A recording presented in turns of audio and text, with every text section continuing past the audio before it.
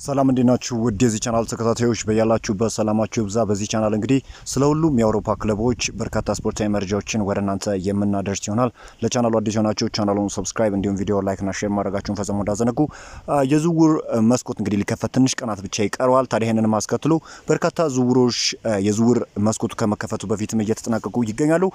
በቅድሚያ ማንቸስተር ዩናይትድን እናስቀድም። ማንቸስተር ዩናይትድ እንግዲህ በኤደርሰን ዝውውር ዙሪያ ከአትላንታ ጋር ከሙሉ ስምምነት ሊደርሱ እንደሆነ አንድ የጣሊያን የስፖርት ምንጭ ገልጿል። አትላንታና ማንቸስተር ዩናይትድ ኤደርሰንን በተመለከተ በቃል ደረጃ ከስምምነት ደርሷል። የክፍያው መጨረሻ ዝርዝሮች ብቻ በቀጣይ ይጠናቀቃሉ። ዝውውሩን ለመዝጋት በቀጣዮቹ ቀናት የመጨረሻ ንግግሮችም ይካሄዳሉ ሲል ነው ማትሶ ሞሬቶ የተባለ የጣሊያን የዜና አውታር የገለጸውና የኤደርሰን ዝውውር የማንቸስተር ዩናይትድ የመጀመሪያው ዝውውር ይሆናል ተብሎ ይጠበቃል። እንግዲህ ዝውውሩ ለመጨረስ እንግዲህ ጥሩ የሚባሉ ወይም ፖዚቲቭ ንግግሮች በሁለቱ ክለቦች መካከል እንደተደረጉና የግል ስምምነት ማለትም ከተጫዋቹ ጋር የሚደረግ ስምምነት እንቅፋት እንደማይሆን ነው እየተገለጸ የሚገኘው። ምክንያቱም በትናንትናው ዕለት ከስምምነት መድረስ ችለዋል። በ5 ዓመት ኮንትራት በማንቸስተር ዩናይትድ የሚያቆየውን ውል የሚፈርም ይሆናል። የተጫዋች እንግዲህ በአትላንታ ቤት ጥሩ የሚባል እንቅስቃሴን ያሳየ ብራዚላዊ ተጫዋች እንደሆነ ይታወቃል። ከማንቸስተር ዩናይትድ ጋር ለረጅም ጊዜ ስሙ ሲያዝ ነበር። የዚህ ተጫዋች ዝውውር በጥቂት ጊዜያት ውስጥ ያልቃል ተብሎ ይጠበቃል።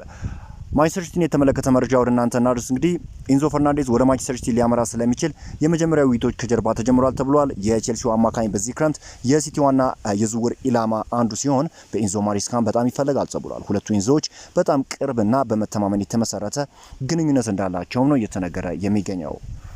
ከዛ ውጪ ቶማስ ቱሄል እንግዲህ ከፊል ፎደን ከኮል ፓልመር ትንሽ የተለየ ነው። ምክንያቱም ፊል በካምፓችን ውስጥ በጣም አስደናቂ ነበር። በልምምድ ብቻ ሳይሆን ከልምምድ ውጭም ጥሩ ነበር፣ ክፍት ነበር፣ ጥሩ መንፈስ ውስጥ ነበርና ይህን ውሳኔ ለመናገር ስደውልለት በእውነት በጣም አስከፍቶኛል። በምላሹ ውስጥ ምን ያህል እንደነካው መምጣቱ ምን ያህል ትልቅ ትርጉም እንደነበረው ማየት ያለው ግን በወቅቱ በጣም ወሳኝ በሆነ የውድድር ክፍል በመሰረቱ በወቅቱ ሁለተኛ ሲዝን ላይ ግስጋሴውን አቶታል ብዬ አስባለሁ። አንዳንድ ጊዜ ጥሩ ብልጭታዎችን እናያለን፣ ግን ብዙ ማስረጃ አልነበረም። መጨረሻ ላይ ትክክለኛ ቦታ ምን እንደሆነ እንኳን አልነበረኝም። 10 ቁጥር ነው ፎልስ 9 ነው ወይስ ወደፊት እንደነ በርናርዶ ሲልቫ ያለ የቁጥር 8 ሚና ይሆናል? ምናልባትም ከእንግዲህ በኋላ በዊንግ ላይ አይሆንም ሲሉ ነው እንግዲህ ቶማስ ቱሄል የተናገሩት። ማንቸስተር ሲቲዎች እንግዲህ ሁለቱን የመሀል ክፍል ተጫዋች አርጀንቲናዊውን ኢንዞ ፈርናንዴዝን እና እንግሊዛዊውን ኤሊዮት አንደርሰን የማግኘት እድል እንዳላቸው ነው የተገለጸ የሚገኘው። አሁን ደግሞ ሲቲ እንግዲህ ከኢንዞ ጋር መደበኛ ንግግር ጀምሯል። የኤሊዮት አንደርሰን ጉዳይ እንግዲህ ከጊዜያት በኋላ ያልቃል ተብሎ ነው የሚጠበቀው። ለማንቸስተር ሲቲዎች በጣም መልካም የሚባል ዜና ነው። ምክንያቱም ሁለቱም በጣም ኳሊቲ ያላቸው ተጫዋች እንደሆኑ ይታወቃል። አንደኛው እንግዲህ ቨርሳታይል የሆነ ተጫዋች ነው። አጠቃላይ ተች ማፑን ብትመለከቱት እንኳን እንግዲህ የማያካልለው የሜዳ ክፍል የለም ኤሊዮት አንደርሰን። እንዲሁም ደግሞ ኢንዞ ፈርናንዴዝ በቼልሲ ቤት አይተነዋል ምን ያህል ኳሊቲ ያለው ተጫዋች እንደሆነ። ታዲያ ሁለቱንም ተጫዋቾች ማንቸስተር ሲቲዎች ያገኛሉ ተብሎ ነው የሚጠበቀው። በጣም ኳሊቲ ያላቸው ተጫዋች እንደሆነ ይታወቃልና ወደ ቼልሲም ይሄ ተጫዋች ሲዘዋወር እንግዲህ ከፍተኛ የዝውውር ሂሳብ ወጥቶበት እንደሆነ የሚታወቅ ጉዳይ ነው። ታዲያ አሁን ማንቸስተር ሲቲዎች ሁለቱንም ዝውውር ደብል ዲል ለመጨረስ ሀሳብ እንዳላቸው ነው የተገለጸ የሚገኘው። ሊቨርፑል የአትሌቲኮ ናሲዮናሉን ሳሙኤል ማርቲኔዝን ለማስፈረም ከስምምነት ደርሷል። የ17 ዓመቱ ኮሎምቢያዊ ተሰጥኦ ያለው ተጫዋች በ2027 18 ዓመት ሲሞላው እንዲቀላቀል ስምምነት ላይም ተደርሷል። አርነ ስሎት ቡድናቸው ሊቨርፑል በዚህ የውድድር ዘመን በፕሪሚየር ሊጉ ካሳለፈው አስቸጋሪ ሲዝን በኋላ በሚቀጥለው የውድድር ዘመን ወደ አሸናፊነት መንገድ እንደሚመለስ ቃል ገብተዋል።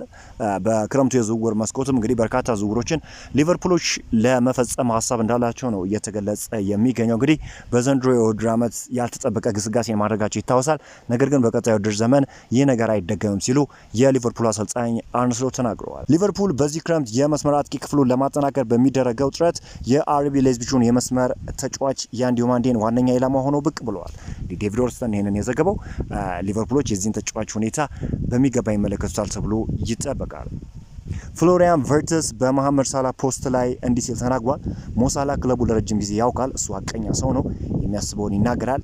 ይህ ችግር የለውም፣ መናገር ከፈለገ መናገር ይችላል። እርግጥ ነው ሞን ጨምሮ ለሁላችንም አስቸጋሪ ወቅት ነበር። በእኔ አስተያየት ጉዳዩ ከበፊቱ ተጋኗል። ሞ ያንን በማለቱ ማንንም ሰው ለመጉዳት አስቦ ነው ብዬ አላስብም ሲል ነው ፍሎሪያን ቨርትስ የተናገረው።